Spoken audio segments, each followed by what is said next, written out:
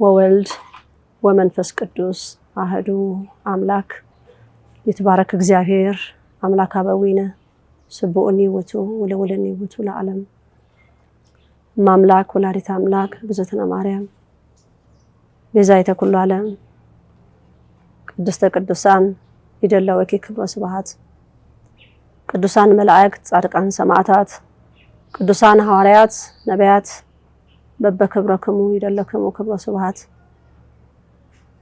እዚህ ሰዓት ላደረሰን በምህረቱ በፍቃዱ ላቆየን አምላክ ክብር ለሱ ይሁን። በመላው ዓለም የምትኖሩ የርትዕት ተዋሕዶ ምእመናን ሰላም ለክልክሙ። አነ ንግስተ ነገስታት ማርያም ዘኢትዮጵያ እንደሚታወቀው የሰኔ ጾም ላይ የሐዋርያት ጾም ላይ ነን ያለነው። የዓመተ ምሕረቱም 2024 ዓመተ ምሕረት ላይ ነን ያለነው። አዲስ ዓመታችንም መጋቢት ነው የታወቀ ነው። ሰኔ ደግሞ አራተኛ ወር ነው እንደሚታወቀው እና እንግዲህ የፋሲካን ጾም ወጥነን ከዛም ደግሞ በመሃል የነበረውን እረፍት ፈጽመን ወደ ሰኔ ጾም ገብተናል ማለት ነው። እንግዲህ ያው በድጋሚ እንኳን አደረሰን ለዚህ ጾም። ዛሬ አራት ነጥቦች ይመስሉኛል ያለው ልናገር የወጣሁበት ፍቃድ እግዚአብሔርን ጠይቄ ነው። እንግዲህ የማህበሩ የተሰጠው የጾም ትእዛዝ አለ። እንድንበረታ እንድንጠነክር ስለ ሀገር እንድንጸልይ እንድንለምን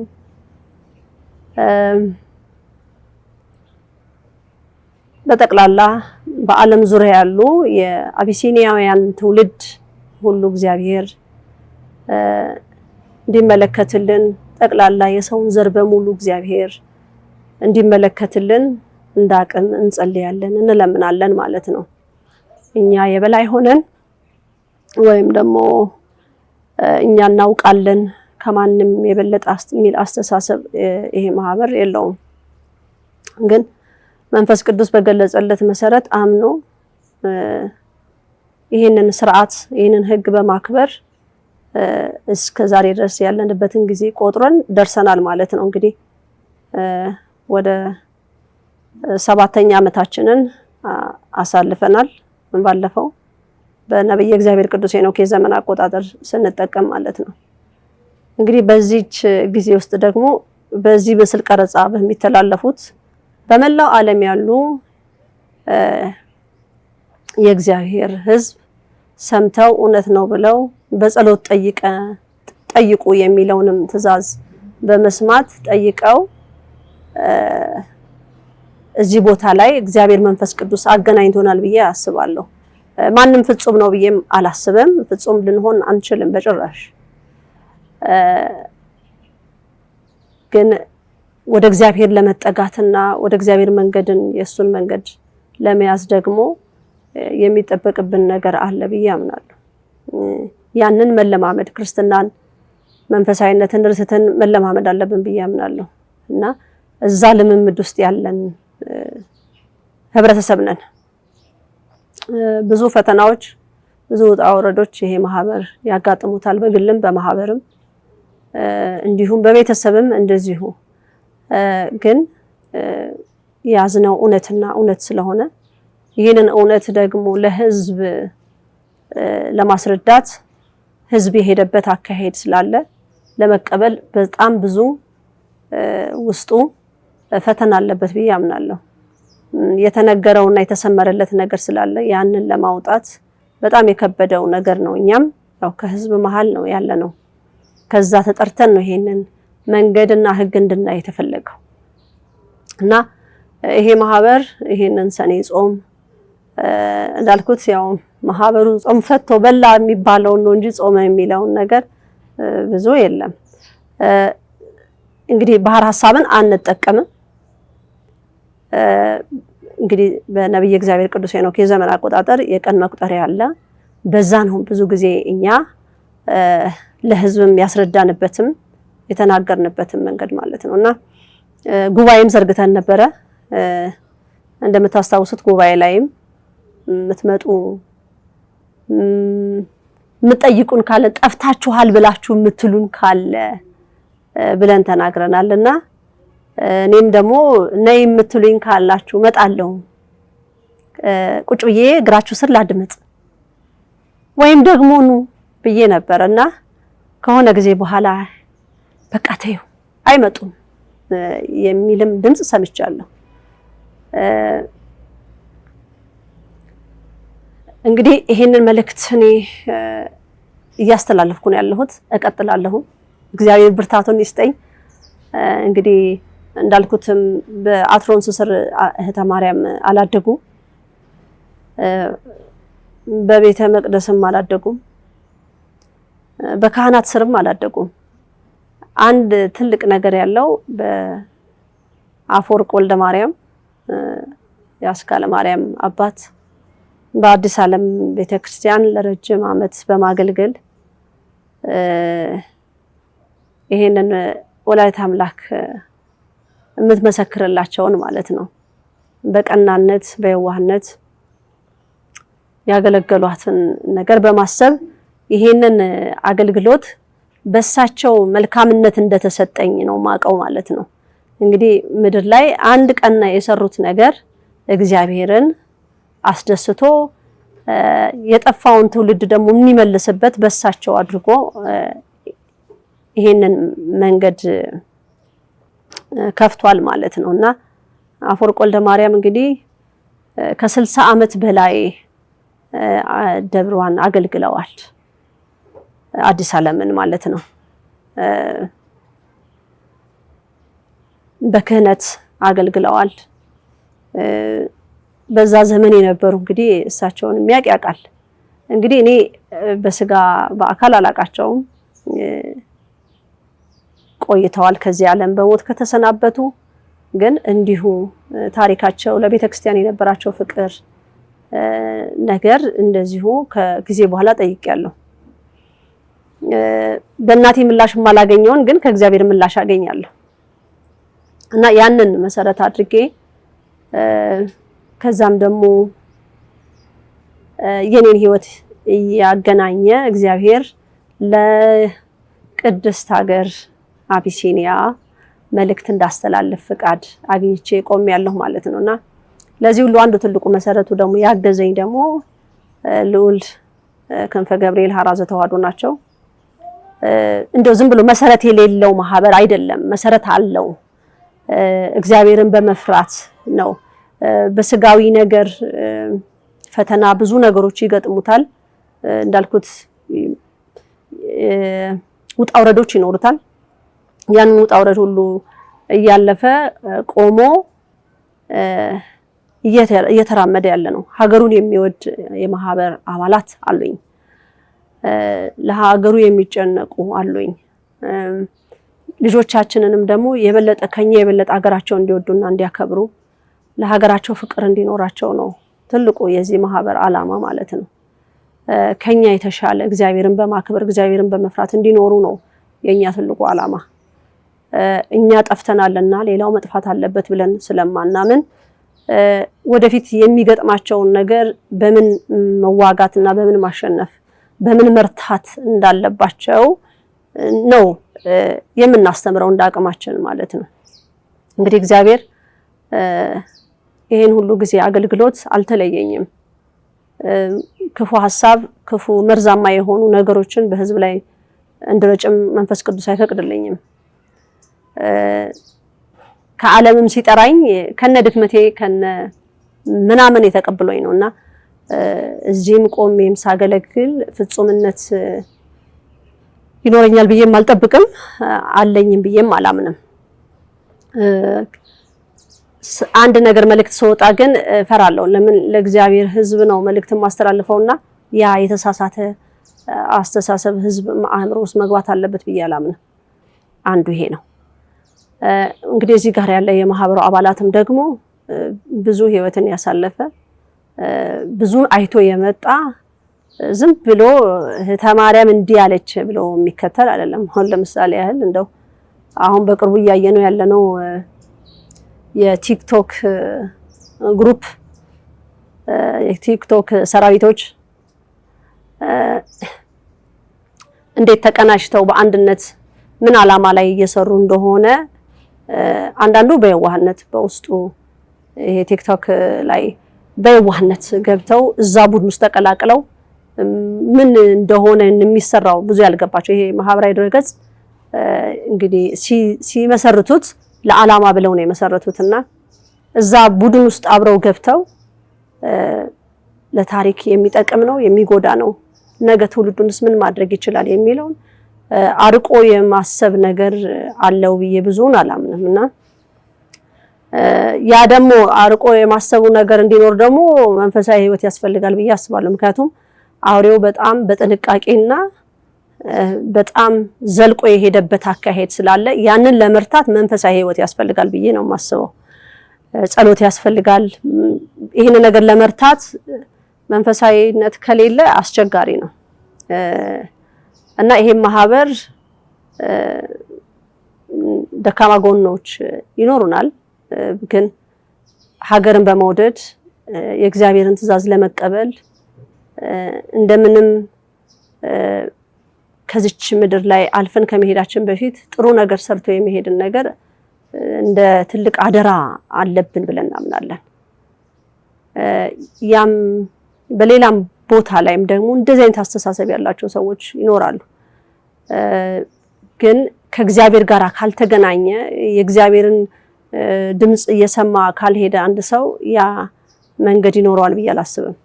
እና አንዳንድ ጊዜ ስለዚህ ማህበር ብዙ ያልገባቸው ወይም ደግሞ እንዲገባቸው የማይፈልጉ ወይም ደግሞ በቲፎዞ የሚሄዱ ወይም ደግሞ አረ እነሱን በደግፍ እኮ እኔ እንደዚህ ይባላለሁ ከነሱ ጋር እነሱን ደግፌ እንደዚህ ይባላለሁ ብሎ በፍርሃት የሚኖሩ እውነትን ስለዚህ ማህበር እውነትን እያወቁ ግን እውነትን መናገር የማይፈልጉ ከኋላ ሆነው አይዟችሁ በርቱ ምናምን የሚሉ ድምጾች አሉ። ያ ድምጽ እኛን አይጥለንም አያቆመንም። የሚያቆመን የእግዚአብሔር ቃል ነው፣ የመንፈስ ቅዱስ ስራ ነው። ውስጥን የሚመረምር ይሄ ማህበር ነገ ቢቋቋም ቢጠነክርና ቢጓዝ ምን ያደርጋል የሚለውን ነገር መንፈስ ቅዱስ እንዲመረምረው ነው የምንፈልገው እንጂ ሰው እንዲመረምረው አይደለም። ሰውም ፍላጎትም ካለው ይመረምረዋል። ግን በብዙ ጊዜ ሰዎች ወድቀውበታል። በዚህ ማህበር ላይ ተንኮል፣ ክፋት፣ ጥሩ አይነት ነገር መስማት አይፈልግም እና ይገርመኛል አንዳንድ ጊዜ ይሄን ማህበር ከስደትም ዓለም እዚሁ ሀገር ላይም ከክፍለ ሀገርም ከሁሉም ሆነው እየተጋፈጡና እውነትን እየያዙ ያሉትን ቀድሞ ከነበሩት ቤተክርስቲያንን ሲያጠፉ የነበሩ ቤተክርስቲያንን ሲያወድሙ የነበሩ እነከሌ እየተባለ እንደ ምሳሌ ሁሉ ይሄን ማህበር ለመክተት የሚፈልጉ አወቅን የሚሉ ምሁር ነን ብለው የሚሉ ልበላቸው አንዳንድ ጊዜ ሲናገሩ ጥሩ ነገራቸውን እንወድላቸዋለን። አንዳንድ ጊዜ ደግሞ ያው ደብለቅለቅ የሚያረጉት ነገር አለና ያም ደግሞ ምንድነው ፍርሃት ነው። ፈሪዎች ናቸው። እውነትን ማየትና መግለጥ ገልጦ ማየት ይፈሩታል። እውነትን ደግሞ ለማየት ውስጥ መሰበር ይፈልጋል፣ ዝግጁነት ይጠይቃል፣ ሙሉነት ይፈልጋል። አዎ የጠፋንበት መንገድ ስህተት ነውና ይሄን ገልጬ እውነትን እንድረዳው እርዳኝ ነው መዘጋጀትን ይፈልጋል፣ መሰናዳት ይፈልጋል። እና ይሄንን ዕውቀት ይዘው ህዝቡን ለማስተማር ይፈልጋሉ። አንዲት እህት ናት እንግዲህ በጣም ለማስተማር ብዙ ይጥራሉ እና ማስተማር የሚፈልጉት እነሱ የሚፈልጉትን እንጂ እግዚአብሔር አስተምሩልኝ ለህዝቡ የሚሉትን አይደለም የሚያስተምሩት። እንግዲህ አሁን ይሄ ማህበር ከሌላ ጥንት ከነበረ ጋራ ለማዛመድ እነሱ እኮ በዛ ጊዜ የነበሩ ሰዎች ሲያደርጉ የነበሩትን ነው አሁን የሚያደርጉት ብለው እኛ ጋር እኛን ለመቀላቀል የሚፈልጉት ነገር አለና ይሄ ደግሞ ደካማነት ነው። አንዳንድ ጊዜ ምን ማየት ያስፈልጋል እንዳልኩት እናንተ የምትፈልጉትን ሳይሆን አሁን ህዝብ ላይ ስንወጣና ስንናገር የእግዚአብሔርን ህዝብ ማሳት እንዳይሆን እግዚአብሔር መጠየቅ አለበት። ይሄ ህዝብ የበላይ አምላክ ነው ያለው በምድርም ሰው አይኖረውም፣ ከላይ ግን እግዚአብሔር ይታዘባል ይጠይቃልና ገና ለገና ዕውቀት ይዘናል፣ ገና ለገና ገንዘቡን ይዘናል፣ ኃይሉን ይዘናል ብለው በቃ እኔን ይሰማኛል ሰው፣ ስለዚህ እኔ ተመራምሬ መጽሐፍ አገላብጬ እንደዚህ ብዬ ብናገረው በቃ ሚል አስተሳሰብ እንኳን የወረደ ነው፣ በጣም የወረደ ነው። እንግዲህ እቺን እህት ምንድነው አንዳንድ ጊዜ ፍርሃት እንዳልኩት ፍርሃት አለ፣ መፍራት አለ። እዚህ ማህበር ላይ ደግሞ ቆፍጠን ብለን የተነሳን ሰዎች ነን። የዚችን እህት ትምህርት ብዙ ጊዜ ብዙ ሰው ተመስጦ ያዳምጠው ይሆናል፣ ጥሩ ነገርም አላቸው ብሎ ስለሚያምን ግን ደግሞ አንዳንዴ ደግሞ ምን ለማለት ፈልገው ነው አንድ ሰው ሲጽፍ ምን ለማለት ፈልጎ ነው ብሎ በደንብ ማየት አለበት። ማህበሩ ማለት ነው የሚጽፉት ጽሁፍ ምንድነው? ስለምንድነው የሚናገሩት? ከማጋራ ነው ይሄን ማህበር ሊያዛምዱት የሚፈልጉት ማለት ያስፈልጋል። እንደውም የሆነ ጊዜማ አረ እሳቸውማ የእህተ ማርያም ደጋፊ ናቸው ምናምን ይውሉ ተብሎ ይወራ ነበር። እኔ የሰው ቲፎዞ አልፈልግም፣ የመንፈስ ቅዱስ ብቻ ነው። ይሄ ነው ትልቁ ነገር። ይሄ ማህበር ቀደም ሲሉ የነበሩት ቅዱሳኖች ናቸው። አበው ዓለም በቃን ብለው የእግዚአብሔርን በምድር ላይ ሆነው የእግዚአብሔርን ድምጽ እየሰሙ ቤተክርስቲያን ምን መሆን አለባት፣ ህዝብ ምን መሆን አለበት፣ ከእግዚአብሔር ጋር መሆን እንዴት እንደሚያዋጣ ያስተማሩን ብዙ ነገሮች አሉና ከዛ ጋር ይሄን ማህበር ማዛመድ ይቻላል። ያንን ድምጽ ነው እኛ የምንፈልገው፣ ያንን ድምጽ ነው መስማት የምንፈልገው። ከሌባ ጋራ ከአጭበርባሪ ጋራ ከውሸታም ጋራ ሊያዛመደን አይችልም። አንድ ሰው ደግሞ ብዙ አውቃለሁ ብዙ አንብቤያለሁ ካለ በደንብ ውስጥ ገብቶ ሊያስተውል ይገባል ብዬ አስባለሁ። በደንብ ሊመረምር ይገባል። ምክንያቱም እግዚአብሔርም ይጠይቃልና የተሳሳተ ነገር ሰውን መመረዝ ከባድ ነው። እንኳን አንድ ሰው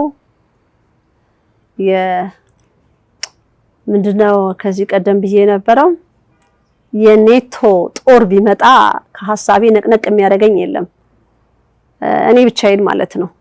እና አንዳንድ ጊዜ ሰዎች በሚጽፉት ነገር ምንድነው የጻፉት? ምን ሊሉ ፈልገው ነው? ይሄንን ማህበሩን ቢሰድቡ ለካ ተወዳጅነት ያገኛሉ፣ ነቃፊ ከሆኑ ተቀባይነት ያገኛሉ የሚለውን ያ ዓለም የዘረጋችላቸውን መቼም የሰው ልጅ ደካማ ጎን አለን አይደለ? እነሱም በዛ ውስጥ የተዋጡ ናቸው። የፈለገ ምሁር ቢሆኑ ያንን የሰውን ነገር መቼም አይለቃቸውም። እግዚአብሔር ምን ይለናል ሳይሆን ሰው ምን ይላል፣ ይሄን የትኛውን ባቀርብለት፣ እንዴት አድርጌ ላመሳስልለት ይሄን ማህበር ከዚህ ጋር ባዋህድለት በቃ ሊገባው ይችላል የሚል ነገር። ይሄ ማህበር መመሳሰልም የምንፈልገው ከቅዱሳን ጋራ ነው፣ ሕግና ስርዓትን ካከበሩት ጋራ ነው። መጨረሻ ላይ መርጧቸው ወደሱ ወዳረጋቸው ጋር ነው እኛ መመሳሰል የምንፈልገው።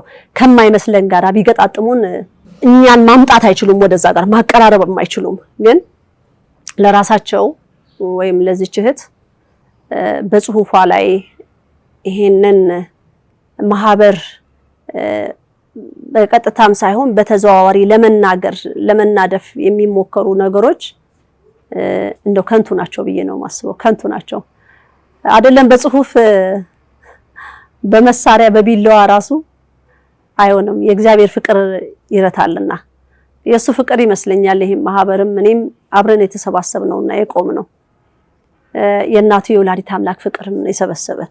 የቤተክርስቲያን ህግና ስርዓት ተጣሰ ብለን እናምናለን።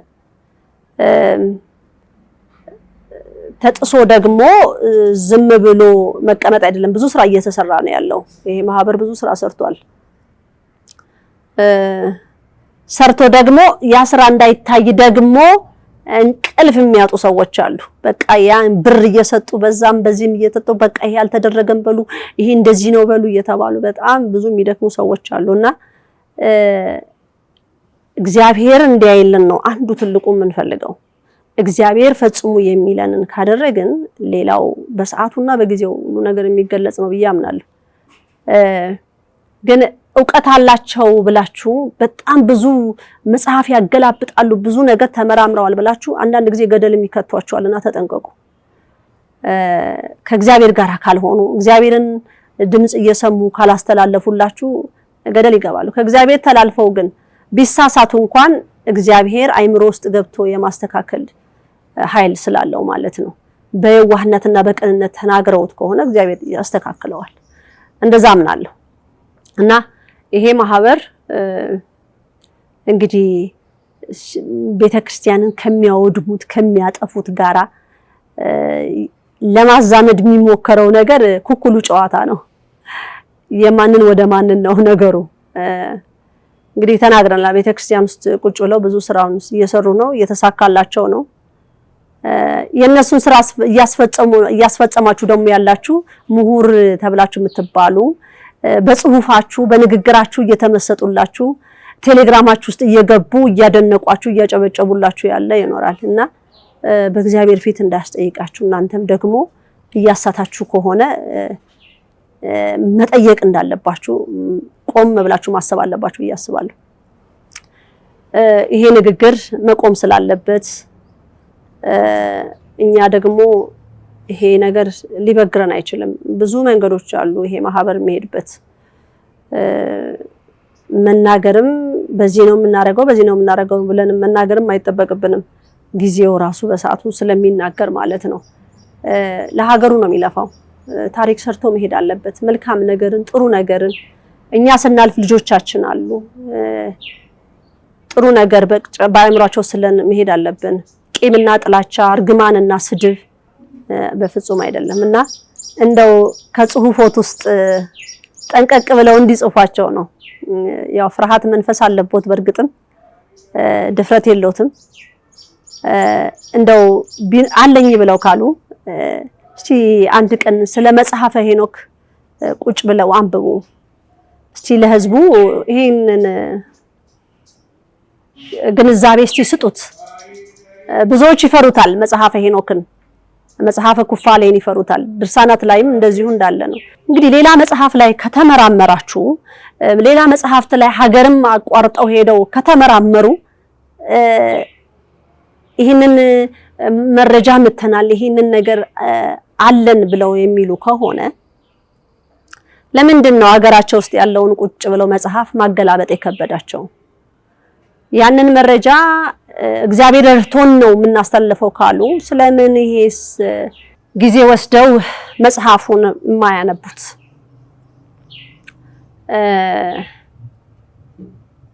እኔ ያንን የማያረጉበት ምክንያት ብዬ የምለው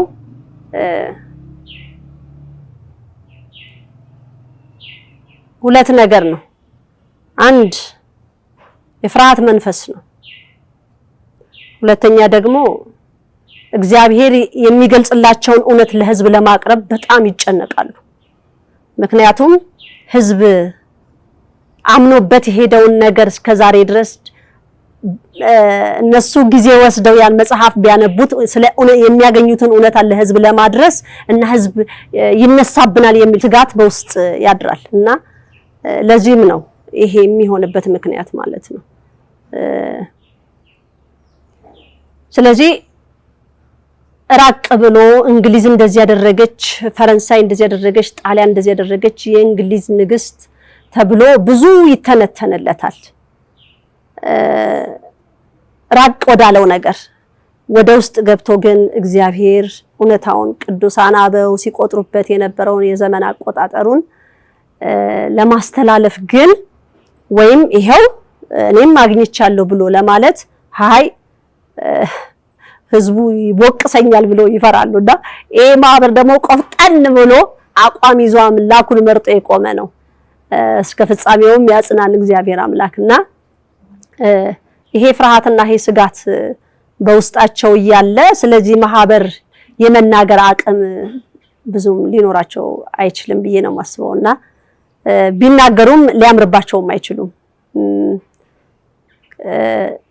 በፊት ከነበሩት ከሃዲያን ጋራ በፊት ከነበሩት ጠማማ ትውልድ ጋራ ይሄ ማህበር ላመሳክረው ብለው ቢሉ ራሱ ሊገጥመው አይችልም፣ አይመጣም። እውነታው ግን መጽሐፉን ከፍቶ ይሄ ማህበር ስለምንድን ነው እየተቀበለ ያለው?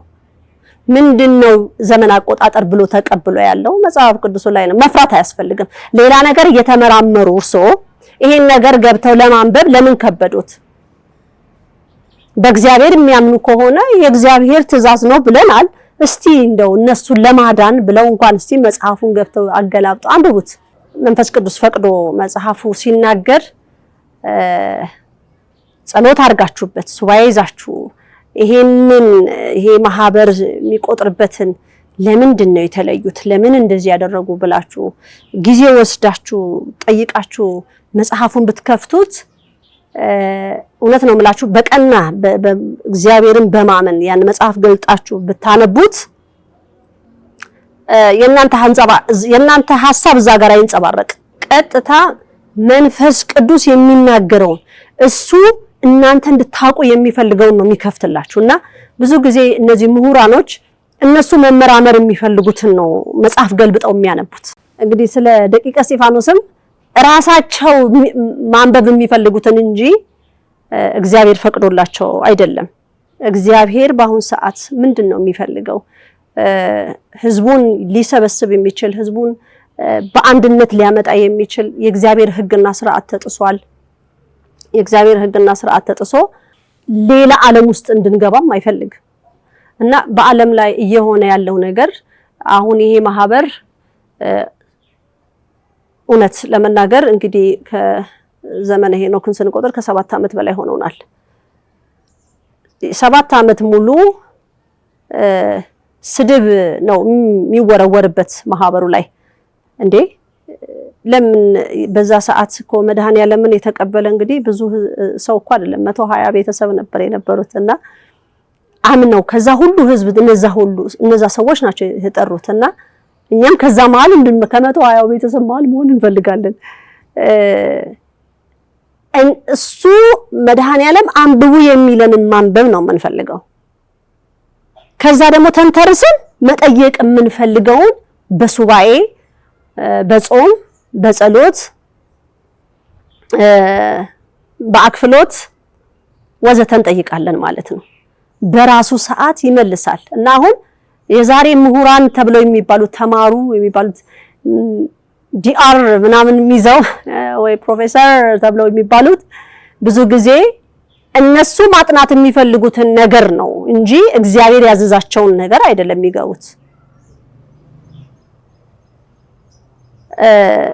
እንደው ልብ ብላችሁ ካያችኋቸው ብዙዎቹ ይሄ ነው ጥናታቸው። ስለዚህ ነገር ማወቅ ፈልጌ ብለው ነው የሚሉትና እስቲ ይሄ ማህበር የያዘው በነብይ እግዚአብሔር ቅዱስ ሄኖክ የዘመን አቆጣጠር መቁጠሩን አንዳንዱ ተማሪም ትክክል እኮ ነሽ ግን እንዴት ከህዝብ ሁሉ ተለይቼ ብሎ የሚላልና ህዝብ ስለተጓዘ አብሮ መጓዝ ህዝብ ስለወደቀ አብሮ መውደቅ ትክክል አይደለም።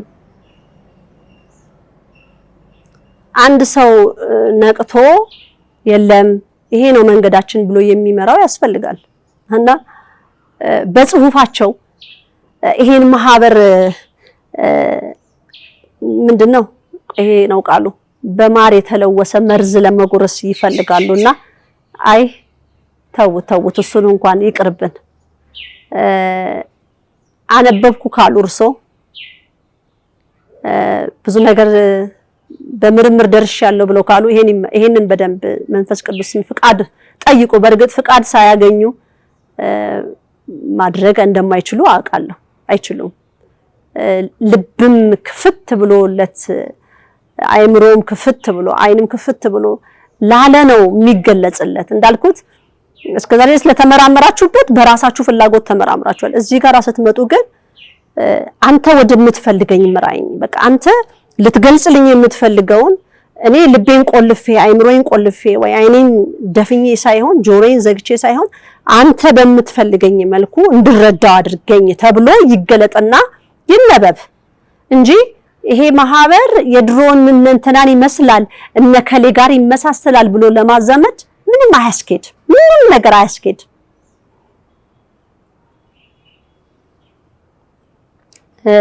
እንደው ጊዜውትን በዚህ ባይፈጁ መልካም ነው። እኔ የጠፋን ሰው እንመልሰው ካለ አንድ ሰው በምን መልኩ ነው? ዛሬ የተማረው ተብኳክቷል። ይኸው ሀገሪቷን ያጠፋው የተማረ ነው። ተማሪ የተባለው ነው እንግዲህ። በድሮ ጊዜ የነበሩት እኮ በእግዚአብሔር ዕውቀት ነበር የሚረማመዱት። ያወቁትንም ለህዝብ ከማውረዳቸው በፊት ለሱ ፍቃድ ጠይቀው ነውና በአሁን ጊዜ ያለ ምርምር ግን በቃ ሰው ይወድልኛል፣ ሰው ይቀበል፣ በቃ እንደዚህ አድርጌ እገባለሁ ሰው ልብ ውስጥ ስለተገባ አይደለም። በእግዚአብሔር ቤት ውስጥ ተቀባይነት ማግኘት ነው ትልቁ ነገር። እና ይሄ በማር የተለወሰ መርዝ ማህበሩን ለማጉረስ በጽሁፍና ከሌላ ጋራ ለማዛመድ የሚሞከረው ነገር ቢቀር ይሻላል። እንግዲህ እርሶ ይሄ ማህበር እንደዛ ነው ብለው ካሉ ቢጸልዩልንና ከዛ ነገር እንድንወጣ ቢለምኑልን የተሻለ ነው ብዬ አስባለሁ። ይሄ አይደለም አላማው። ጥሩ ነገር ነው ይሄ ማህበር አላማና እቅድ ያለው ለሀገሪቷ ለቤተክርስቲያንም ትልቅ ነገር ያለው ብዙ ነገር ውስጥ መግባት የሚችል የማህበር አባላት አለ። ግን ሁሉ ይቅር ብሎ የሀገሬ ነገር የቤተክርስቲያን ነገር ይበልጥብኛል ብሎ እየታገለ ነው ያለው። እንግዲህ እውነታው ደግሞ እውነትን እግዚአብሔር እያሳየ ነው ብዬ አምናለሁ። እንግዲህ አሁን በዚህ ማህበራዊ ድረገጾች ላይ በዚህ በተለይ በዲለን ፔጅ አሁን ለሳምንት የነበረው ቆይታ በአዲስ አበባ ላይ በተለይ በገዳማት ላይ የነበሩት ነገሮች የዛሬ ስንት ጊዜ ታስታውሱ ከሆነ ግብረ ሰዶምን በምንቃወም ሰዓት ያው በየዓመቱ የተቃውሞ ጊዜ ያለን የማህበሩ አባላትና የዛሬ 3 ዓመት ይመስለኛል እንመጣለን በሚል ላሊበላን እንጎበኛለን በሚል የሆነ መርሃ ግብር ተቀስቅሶ ነበር። የሆነ አገር ላይ ሊመጡና ሊጎበኙ እንደነበረ ማለት ነውና ህዝቡ እንዴት ይመጡብናል በሚል ተነስቶ ነበር። ግን እኔ ቀደም ብዬ አረ ቀድመው መተውም ነበረ። አሁንስ በምን መልኩ ነው ያሉት? እንደው በቃ አስቀርተናቸዋል የሚል እሳቤ ያለው ህዝቡ ግን አልቀሩም። አንድ ባንድ እየመጡ ነው ያሉት በህዝብ ሊያው በቲፎዞ እየታጀቡ አትመጡም ማላችሁን? አዎ ገንዘባችን ይጭነቀ የኛ ቲፎዞ እያደረግናችሁ ገዳም ውስጥ ገብተን ሁሉን ነገር አሳይተን እንወጣላችኋለን ብለው ያንን አድርጓል ብዬ ብል ማጋነን አይሆንብኝም። ይሄ ሰው ታዋቂ ነው በሚል ታዋቂነቱንም እንግዲህ ሀገራችን በምን መልኩ ነው መጠቀም ያለባት የሚለውን ቆም ብሎ ማሰብ ያስፈልጋል። ሀገራችንስ የሚያስተዋውቁልን እነማን ናቸው? የሀገሪቷን ምን ገጽታዋን እንዲተዋወቅልን ፈለግን? ነገ በታሪክ የሚቀመጡ ነገሮች ስለሆኑ ማለት ነው በጣም ስለሚያሳስብ እንግዲህ ይሄ ዲለን ፔጅ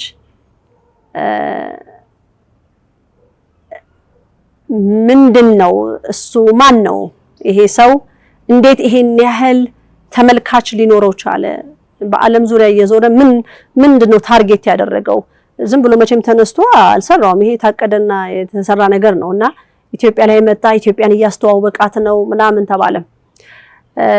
ኢትዮጵያ እኮ የተዋወቀች ናት። ህዝቡ ራሱ የሚያውቃት አይመስለኝም። ኢትዮጵያ ማናት ቢባል እንደው በጣም ጥቂት ሰው ሊመልስ ይችላል እንጂ ከስንት ሚሊዮን ህዝብ ሁሉም ህዝብ አይመልስም። የአቢሲኒያ ህዝብ ምን ይመስላል የሚለው እንደውም አሁን ምንድነው የት እንሂድ ነበር የሚሉት እስራኤል እንሂድ የሚል ነገርም አለ።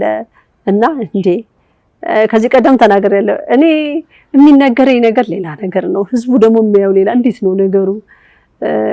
ግራ የሚገባ ነገር ነውና አሁን ይሄ ቲክቶከር መጥቶ ሀገራችን በዚህ መልኩ ሊያስተዋውቅልን ነው ተብሏል። እና ማን ነው ይሄ ሰው የሚያስተዋውቅልን?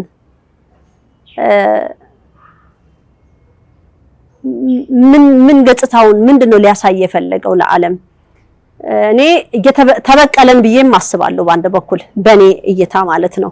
ለምን የዛሬ 3 አመት ባለማጋነን ይመስለኛል 3 አመት ህዝቡ ብሎ ማን ግብረ ሰዶማውያን እንዳይመጡ ሀገራችን ላይ ይሄንን ድርጊት የሚፈጽሙ እግዚአብሔርን የሚያሳዝን ነገር የሚፈጽሙ ገዳማችን ላይ እንዳይደርሱ ተብሎ ህዝቡ ተቃውሞ ነበርና እነሱ ናቸው ሚዲያውን የያዙት፣ እነሱ ናቸው ገንዘቡን የያዙት፣ እነሱ ናቸው ሁሉ ቦታ ቁልፍ ቦታ የተቀመጡትና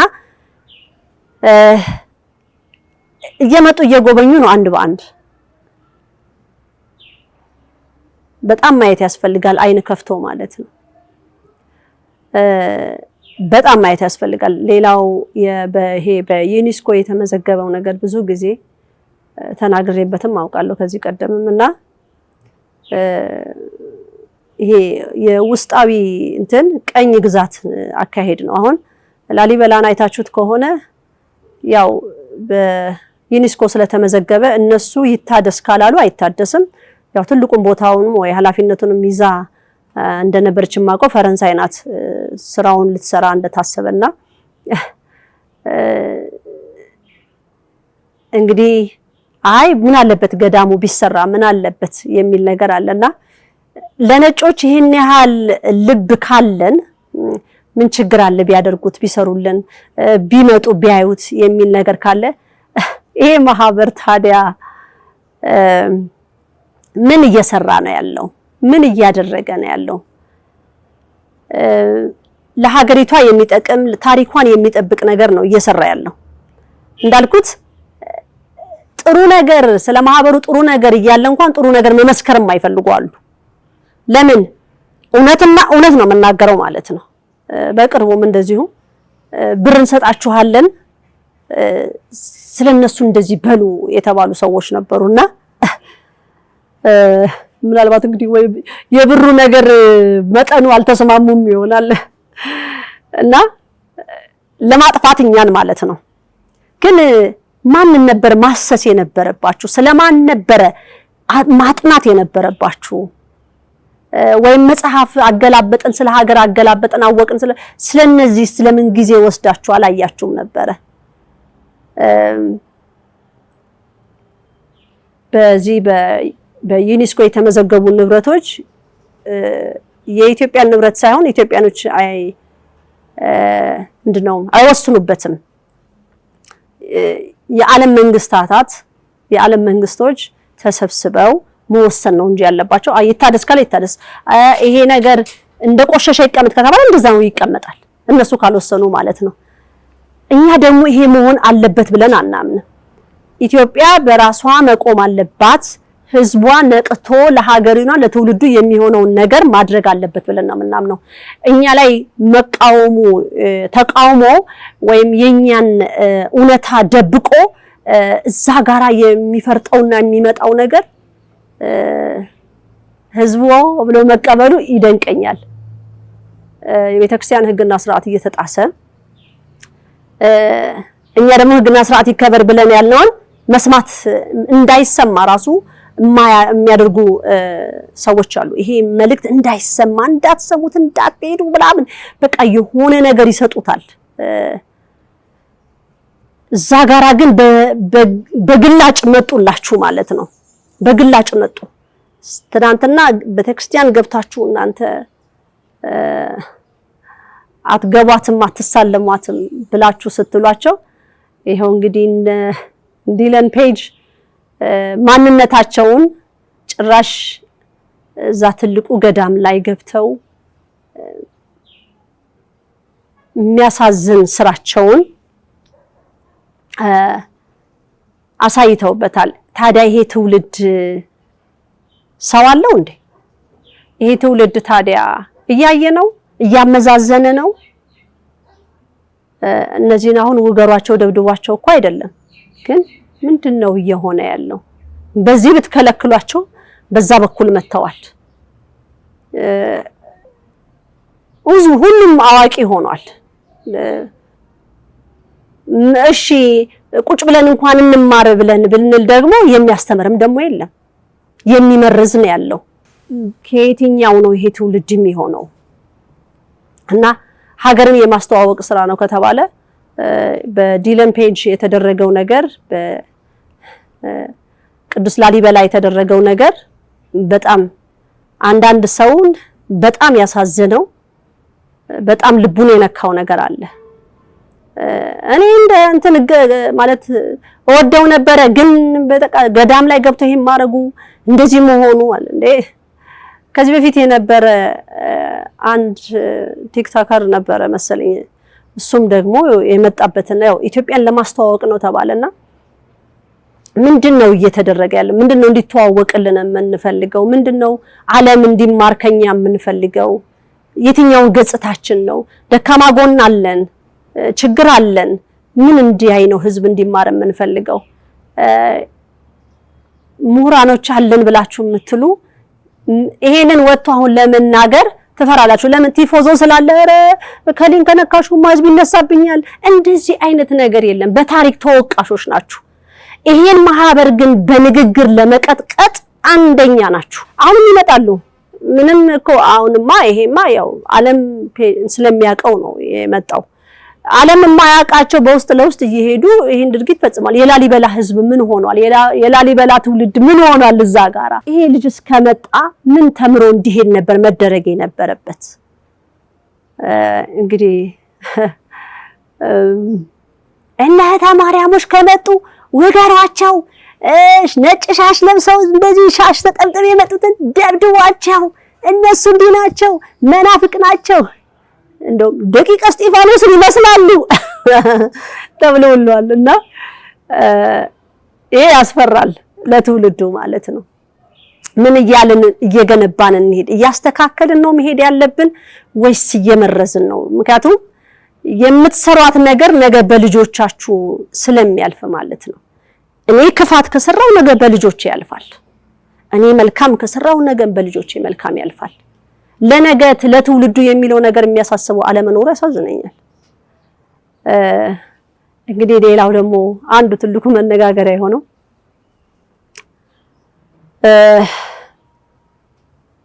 ዋልድባ ላይ ታስታውሱ ከሆነ ምናልባት የዛሬ 9 ዓመት ገብረ ሚካኤል አቤል እና አንድ እህታችን ወደ ዋልድባ ተልከው ነበረ።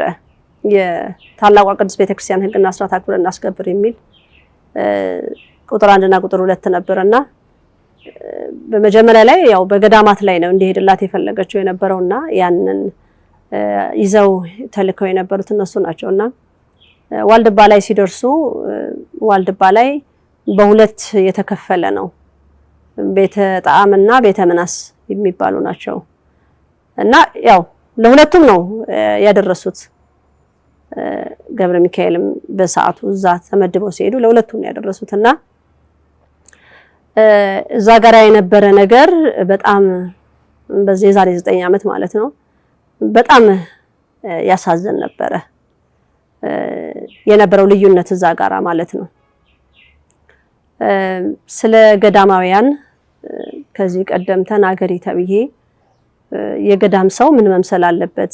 ዓለምን በቃኝ ብሎ የገባ ሰው ምንድነው መሆን ያለበት? ወይም ደግሞ መነኮስኩ ብሎ ሲል ዓለም ማወቅ አለበት ወይ?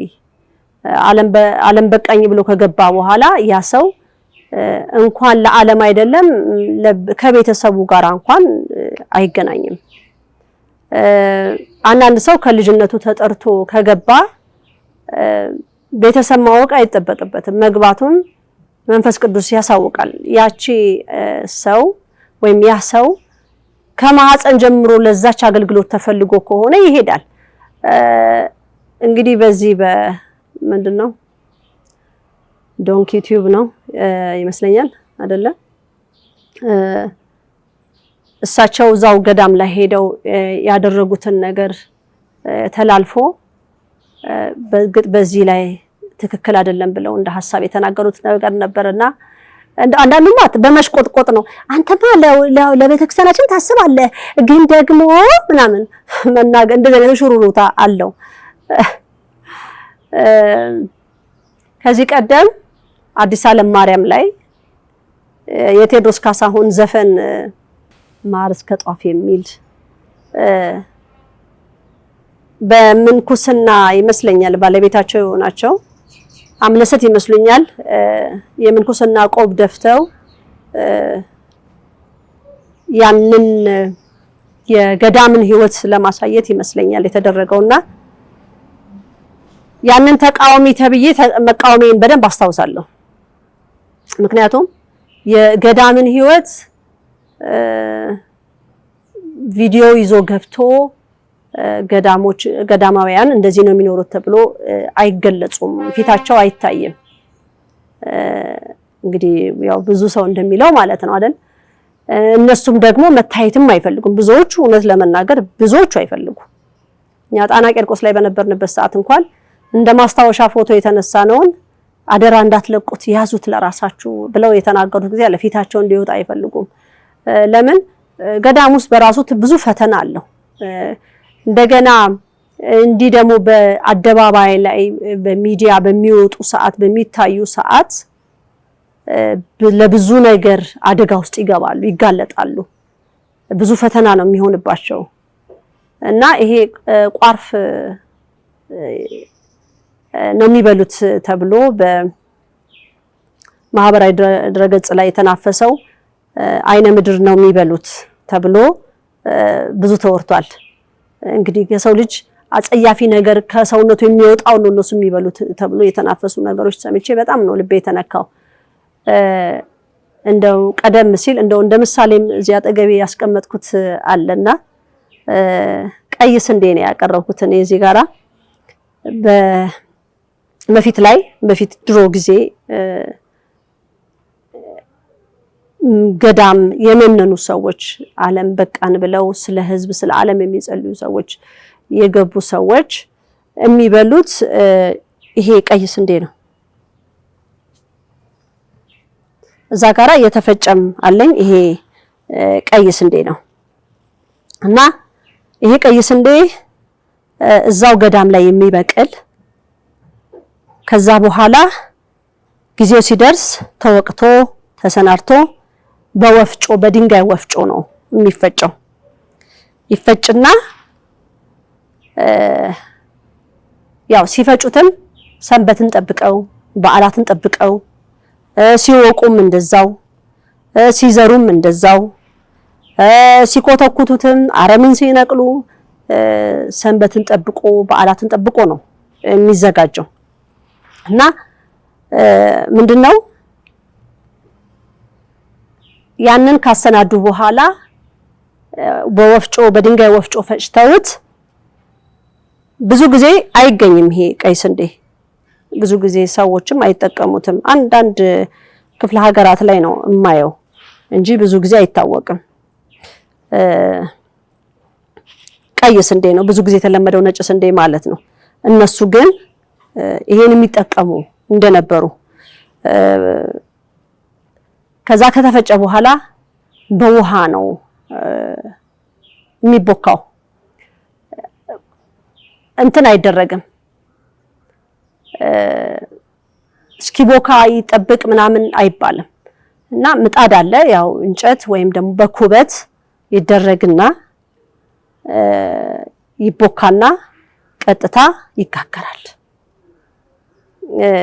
ለ3 ቀን ይቀመጣል። ሲጋግሩት ለ3 ቀን የሚሆን ነው የሚያስቀምጡት።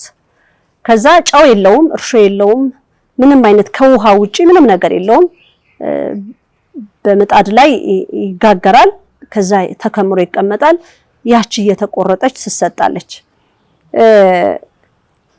አሁን በዓለም ላይ ስንኖር ብዙ አፋችን እንዲጣፍጠን ብዙ የምንጠቀማቸው ነገሮች አሉና ገዳም ላይ ግን እንደዚህ አይነት ነገር የለም። ይሄም የሆነበትን ምክንያት ያው ዓለምን በቃ አይተዋታል፣ ንቀዋታል። እግዚአብሔር ደግሞ ከምንም በላይ ደግሞ እግዚአብሔር መርጧቸው እስከገቡ ድረስ ሕግ አለው ገዳሙ። የፈለጉትን እያመጡ አይመገቡም። እዛሽ ገዳሟ ላይ የምታፈራውን ነገር እነሱ ስለሚያውቃት ሰንበትን ሳይሸርባቸው በዓላትን ሳይሸርባቸው ሕግን ጠብቆ የተሰናዳ ነገር ነው መብላት ያለባቸው። ያ ነው እኔ አንዱን ማቀው ማለት ነው። አሁን የተወራው ነገር በዋልድባ ገዳም ላይ እንግዲህ ይመስለኛል አቶ እሸቱ ሲቀምሱት በጣም ፊታቸውን ምርር አድርገው ነው የቀመሱት። ፊታቸው ሌላ መጥፎ ነገር እንደበሉ አርገው ነው ፊታቸውን ለሕዝብ የገለጹት። ሲጀመር ይሄ ነገር ይፋ መሆን አልነበረበትም። ይሄን ነው የምንበላው ብሎ ማለት እንደ ትምህርት ይሰጥ ከተባለ ግን መሰጠት ይችል ነበረ። ማስረዳት አንድ ሰው ወጥቶ ከገዳም ሕዝብ እንዲያቅ ምን ተብሎ እግዚአብሔር እንደሚለመን ምን ብለን ለምን ይሄ እንደምናደርግ ተብሎ ትምህርት ይሰጥ ከተባለ በዚህ መልኩ ማድረግ ይቻል ነበረ። እንግዲህ እኔ ዛሬ ደግሞ ቀይ ስንዴን ከእርሻ ነው። ይሄ ደግሞ ዘአነ ግብርና ላይ እኛ የምናሰናዳው ነው። እንዳልኩት ሰንበትን ጠብቆ ሁሉም ጠብቆ የሚሰናዳ ነው። ይሄ እንደ ትምህርት የተሰጠኝ ነው ለኔ። እንደዚህ ይደረጋል። እንግዲህ በአንድ ቤተክርስቲያን አንድ ደብር የእርሻ መሬት ይኖራታል። ያም እርሻ መሬት ለገዳማውያን እዛ ላሉት መነኮሳት የሚሆነውን ነገር ታዘጋጅበታለች። ከዛ በተረፈ ደግሞ ካላት ሸጣ አውጥታ ደግሞ እንዲሸጥ አድርጋ ደብሯ ደግሞ ወይም እነሱ ሊጠቀሙበት የሚችሉትን ነገር ያዘጋጁበታል ማለት ነው እንጂ ከዓለም የሚመጣላቸውን ነገር ሁሉ አይቀበሉም። እና ይሄ ወንድም ሲቀምሰው ፊቱን በጣም ዝግልን አድርጎ ነው የቀመሰው። እና ብዙ ነገር ተብሏል። አይነ ምድር ነው የሚበሉት ተብሎ ማለት ነው። ይሄ ከእውነት የራቀ ነው። እንግዲህ ምናልባት ይሄን አይነ ምድር የሚበሉት በጥንቁልና በድግምት ምናምን ህይወት ውስጥ ያሉት እነሱ ሰራርተው ሌላውን ሰው ሊያበሉት ይችላሉ። እነዚህ ሰዎች ግን አይበሉም እንደዚህ አይነት ነገር እኔ እስከማቀው ማለት ነው። እንግዲህ ደግሞ አንቺ ማጣቂው አለ ሌላ ቦታ የሚበላ ቃላችሁ እኔ እስከማቀው አይበሉም። ሌላው እንግዲህ እንዳልኩት እዚህ ዝርዝር ውስጥ የገባሁበት የሚያስረዳ ሰው ይሄንን ገዳም ድረስ ገብተህ ወንድሜ ይሄንን ነገር ለህዝብ ከማሳየት በፊት ትምህርት ነው ብላችሁ ካላችሁ ህዝብ እንዲማርበት ገዳም ላይ ገብታችሁ መቀረጽ አልነበረበትም። ግን ይሄ ነው ከሆነ ደግሞ ትምህርት አብሮት ሊሄድ ይገባ ነበረ። ህዝቡን በጣም የሚመታ ነገር ስለተላለፈ ማለት ነው። ህዝብ እስከመጸየፍ ድረስ የደረሰበት ነገር ስላለ ማለት ነውና በጣም ነው ልቤን የነካኝ። እኔ በጾም ሰዓት ወጥቼ መልእክት ብዙ ጊዜ ማስተላለፍ አልፈልግም፣ ፍቃድ ስላለኝ ነው የወጣሁት። እንደው በየትኛው አይነ ምድር የሰው ልጅ የሚበላው ቃሉ ያው አይነ ምድር ብያልኩት መቼም ለቃል አወጣጡ ራሱ መስተካከል ስላለብን ማለት ነው። ከሰውነታችን የሚወጣው ቆሻሻ ነገር እነሱ አልበሉም። ሌላው የሚበሉት ሙዝ ነው። ያልበሰለ ሙዝ ይቀቀልና ደርቆ ተወቅጦ እንደዚህ በውሃ ተጨብጦ ይበላል። ልክ እንደበሶ ማለት ነው። እንደውሃ ይጨብጡትና ይበሉታል። ያው ጠቆር ስለሚል ከለሩ ይለያል። አሁን ለምሳሌ ይሄ አሳያችኋለሁ። ውሃ ሲነካውና ከበሰለ በኋላ ጠቆር ማለት ከለር ይመጣል ማለት ነው። ይሄ ነው። ይሄ በወፍጮ የተፈጨ ነው። በድንጋይ ወፍጮ የተፈጨ ነው። ይታያል አይደል? በድንጋይ ወፍጮ የተፈጨ ነው። እና ውሃ ሲነካው ጠቆር ይላል። ከዛ ደግሞ ተቦክቶ ደግሞ ሲጋገር ደግሞ ጠቆር ይላል። እዚህ ውስጥ ለምን ገባሽ ብላችሁ ልትሉኝ ነውና ይሄን ያደረኩበት ምክንያት ወጥቶ የሚያስረዳ ሰው ስለጠፋ ዋልድባ ድረስ ቀረጻ እናርግ ብለው ከሄዱ እንደው መጠየቅ ነበረባቸው። ብዙ አመታቸውን እድሜያቸውን እዛ ገዳም ላይ የእግዚአብሔርን ፍቅር ፈልገው እናቱን ወላዲተ አምላክ እናትነት ፈልገው ገብተው እነሱን እንኳን የሚመታ ንግግር ነው የተላለፈው። እነሱን እንኳን አንገት የሚያስደፋ ንግግር ነው የተነገረው እና ይሄ ነገር ማስተካከያ እንዲሰጠው ነው። እንዳልኩት ስንዴው ራሱ ከገበያ ገዝተው አይበሉም። ራሳቸው ዘርተው ራሳቸው አርሰው አረምን ነቅለው ሰንበትን እንዳልኩት በዓላትን ጠብቀው ሰንበትን ጠብቀው ኮትኩተው አሳድገው ከዛ በኋላ ካነሱት ካጨዱት በኋላ ደግሞ ወቅተው አስተካክለው ለገዳሟ የሚሆነውን በዛ ጊዜም እንደውም ነቀዝም አልነበረም። አሁንማ ነቀዝ በዝቷል እኮ ነቀዝ በነቀዝ ሆኗል እህሉን የሚበላ ማለት ነውና አሁን ራሱ መንገድ ይኖራቸዋል። እህል ስንዴ ለአመት የሚሆነውን ነው የሚያሰናዱት። እንደ ገዳሙ መነኮሳት ብዛት ተደርጎ ይመረታል። ያ ምርት ይቀመጣል። ከዛ እግዚአብሔር ይባርክላቸዋል። ያንን እየበሉ እንዳልኩት ጨው የለውም፣ ዘይት የለውም፣ ስኳር የለውም። ምን ይጣፋጭ በቃ በውሃና በውሃ ተቦክቶ ይጠፈጠፋል። በኩበት ወይ በእንጨት ይጋገራል። ለሶስት ቀን የሚሆነው ይቀመጣል እና አሁን ከዓለም የመጣ ሰው ሄዶ እዛ ገዳም ላይ ቢበላ ሊጣፍጠው አይችልም።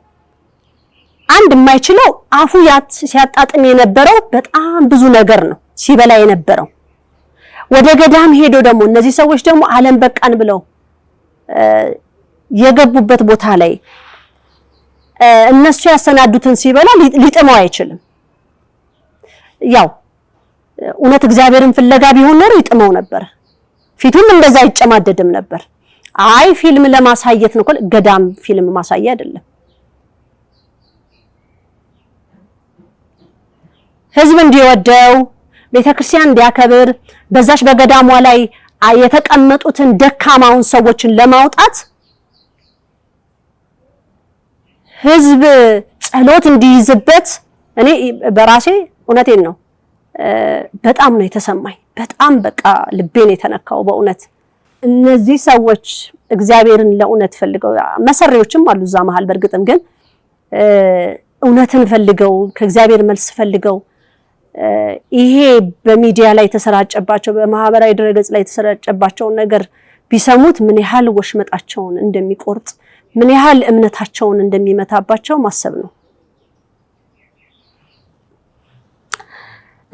እንግዲህ ይሄ ታዋቂነት እውቅናን ለማግኘት የኢትዮጵያን እንዳልኩት ቅድም ምን ገጽታዋን ለማስተዋወቅ ነው የተፈለገው።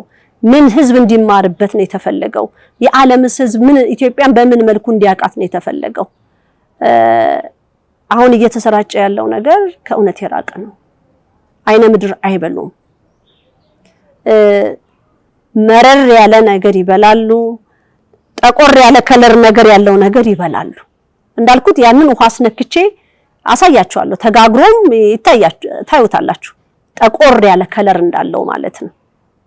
እና ብዙ ዕውቀት ሳይኖራቸው በጣም ብዙ የሚናገሩ ወይም ደግሞ ሳያውቁ እንዴ የመነኑ ሰዎች ይሄን ነው እንደሚበሉት ብሎ ማጣጣል ነው። እኔ እንግዲህ በፊት ላይ የሆነ የሚበላውን ነው የምነግራችሁ። ምንድነው መሆን ያለበት?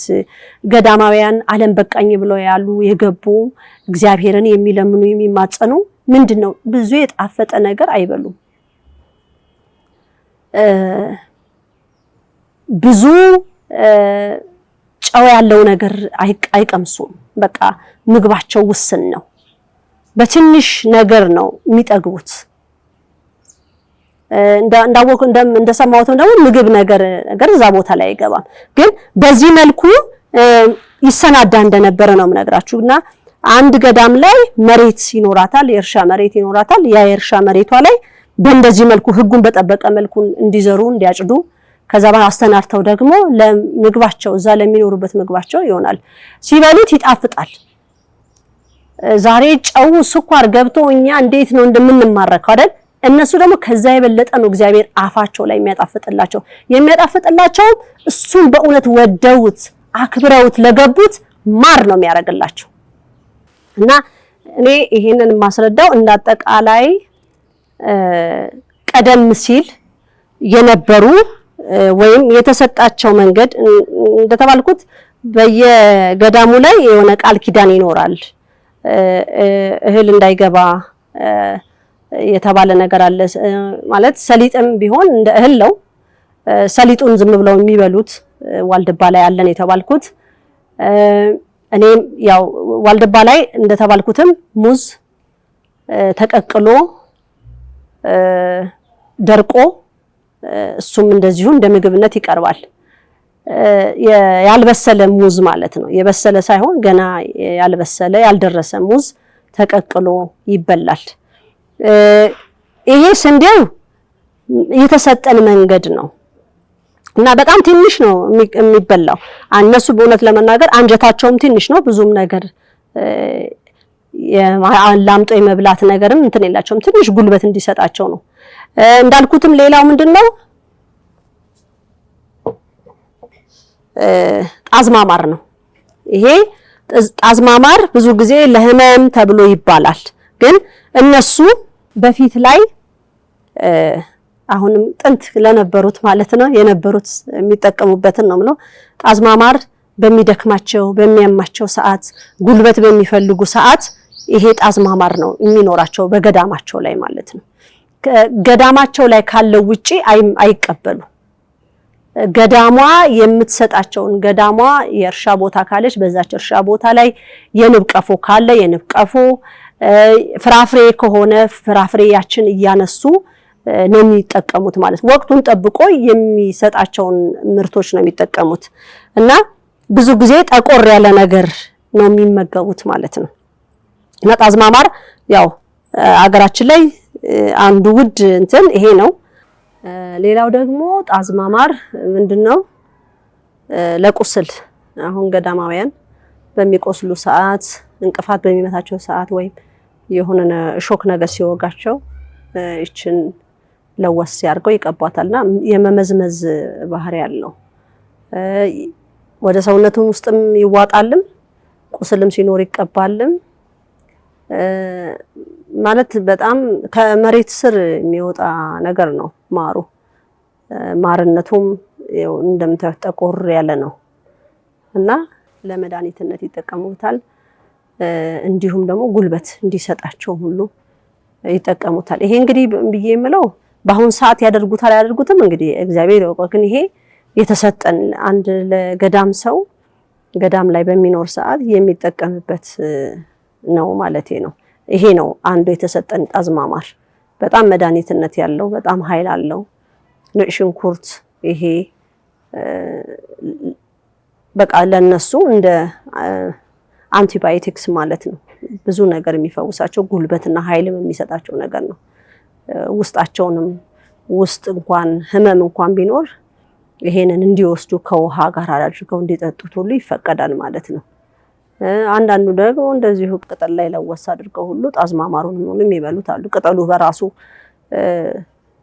ጤነኛ ቅጠል በዛ ሰዓትም ስለነበረ ለወስ አድርገው ቅጠሉ ላይ ሁሉ የመብላት ነገር አላቸውና ምንም ረሃብም የለም፣ ተራብኩኝ የለም፣ ተጠማሁም የለም፣ ምንም የረሃብም ስሜትም የለም። እንዳጠቃላይ ጉልበትም ይሰጣቸዋል፣ ኃይልም ይሰጣቸዋል። ግን ሁልጊዜ የሚመገቡትና ሁልጊዜ የሚጠቀሙት አይደለም፣ ከስንት አንዴ ነው። እነሱ ጋራ ግን ገዝተውት ሳይሆን እዛው አዘጋጅተው የሚያገኙት ነገር ነው። ጉልበት አቅም እንዲሰጣቸው አንዳንድ ጊዜ ነው፣ ሁልጊዜ የሚቀምሱት ነገር አይደለም እና እንደ መድኃኒትነት የሚጠቀሙበት ነው። አይነ ምድር ነው የሚመገቡት የሚለው ከእውነት የራቀ ነው። ደረቅ ያለ እንደተባልኩትም ያው ገዳሙ ላይ ያለ ቃል ኪዳን ካለ በዛ ቃል ኪዳን መሰረት ይሄዳሉ። ሌላው ደግሞ ምንድነው በቆሎ ነው። በቆሎ አሁን እኛ የምናየው በቆሎ ቢጫ በቆሎ አይደለም፣ ቀይ በቆሎ አለ። እንደውም አንድ ጊዜ ግብርና ላይ አሳይተናችኋል። ካበቀለው መሃል አንስቼ ቀላ ያለውን አሳይቻችኋለሁና እንደሱ አይነትም በቆሎ በፊት ነበረ። አሁን እየጠፋ ነው እንደሱ አይነት በቆሎና እሱ ላይም እሱም በገዳም ላይ እንደዚሁ ያበቅሉታል። እሱንም እንደዚሁ ፈጭተው ለምግብነት ይጠቀማሉ ማለት ነው። ሌላው ደግሞ ቅጠል ነው። አንዱ ቅጠል የወይን ቅጠል ነው። ከጀርባዬ የምታዩት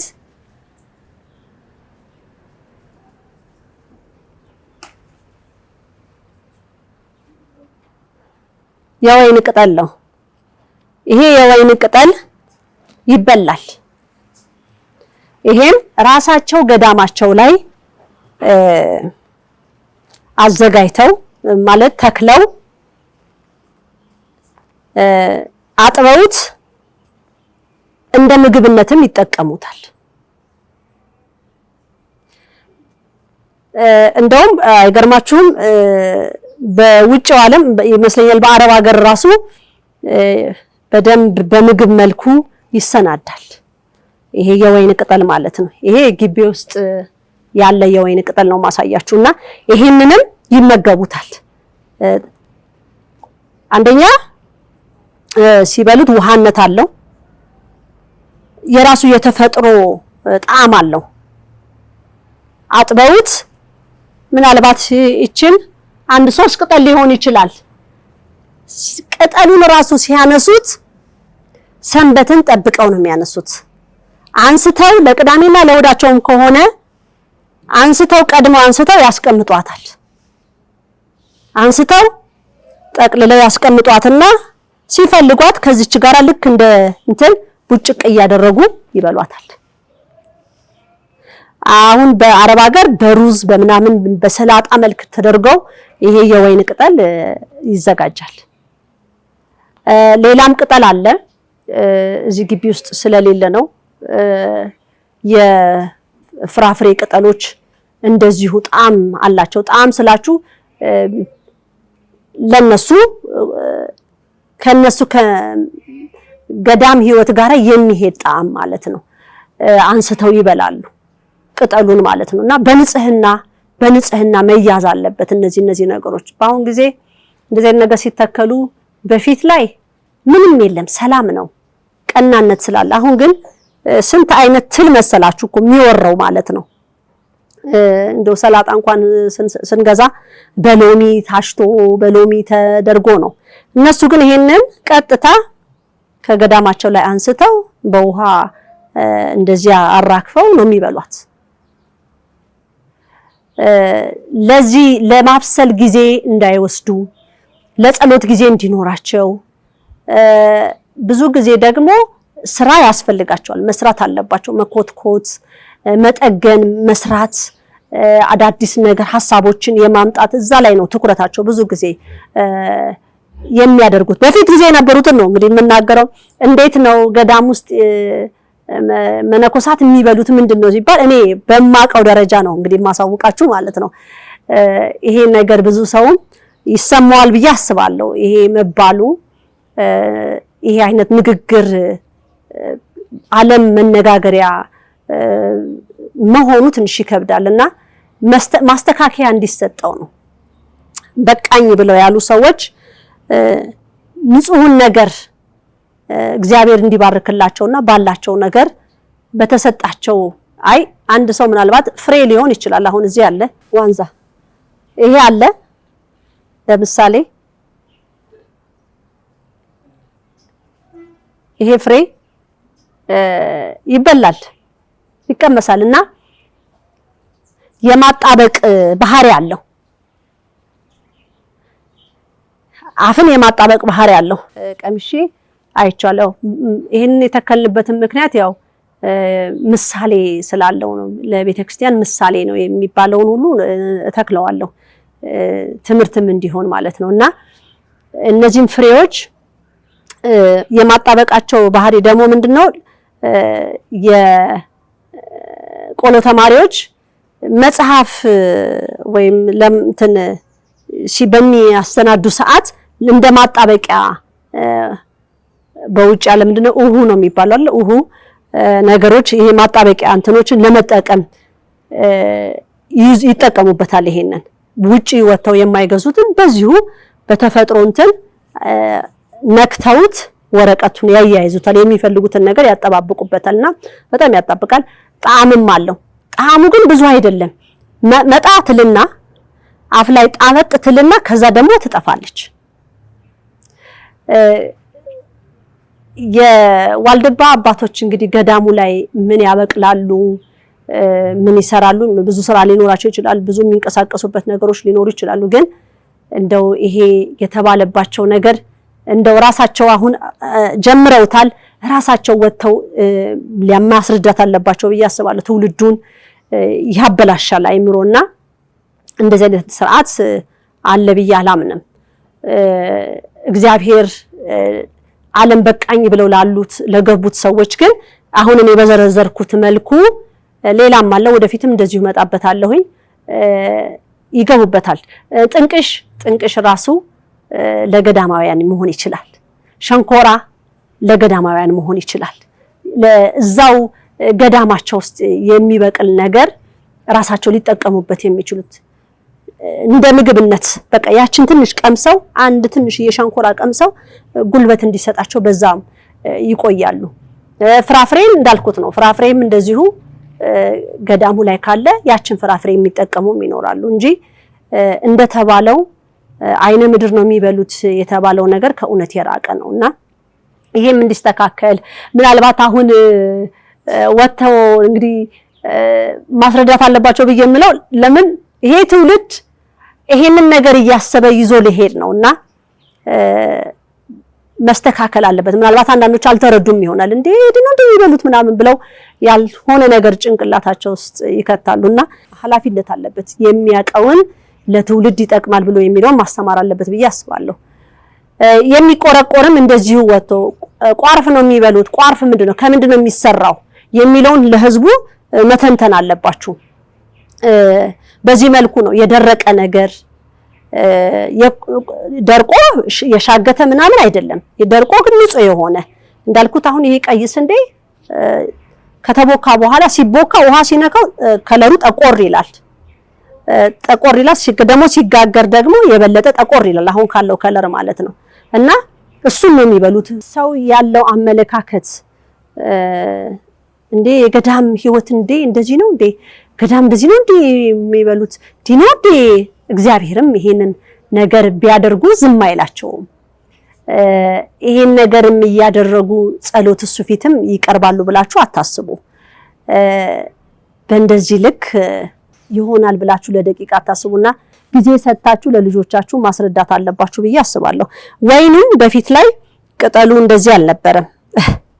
ምን ያልቀየሩብን ነገር አለኮ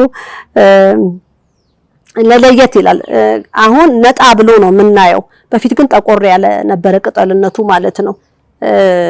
አሁን እንዴት ነጣ እንዴት እንደዚህ ሆነ ሲባል ያው እንግዲህ ስንት ነገር ተሰርቶብናል አልኳችሁ እኮ። ያው ሙዙ ራሱ እኮ አሁን በገበያ ላይ ያለ ሙዝ ሰው ልጅ የሚበላው ሙዝ ትክክለኛው አይደለም።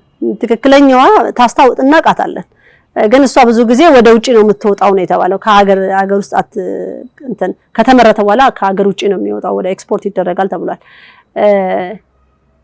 ስናየው አንወደውም ያንን ሙዝ ስንበላው። አሁን በእርግጥ ደቡብ ምዕራብ ላይ አይቻታለሁ ይችን ሙዝ ስንቀምሳት በጣም ነው የሚገርመው። ከዚህ ካለው ሙዝ ጋራ ስናወዳድረው በቃ አይገናኝም።